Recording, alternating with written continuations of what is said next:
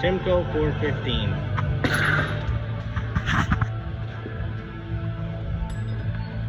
So in this one, we put in 2 joysticks, 2 4-buttons, 1 on each side, and I wear them up pretty much like I always do.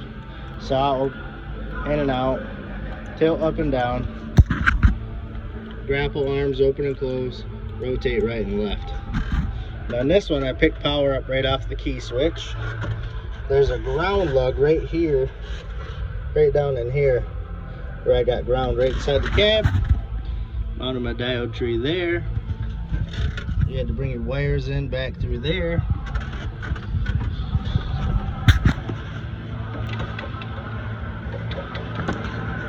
Went down here on this end.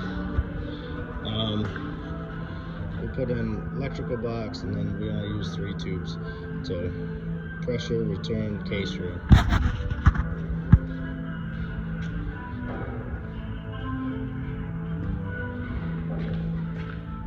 Brought our electrical all the way down through a hose, put it in, and it goes right in the cab.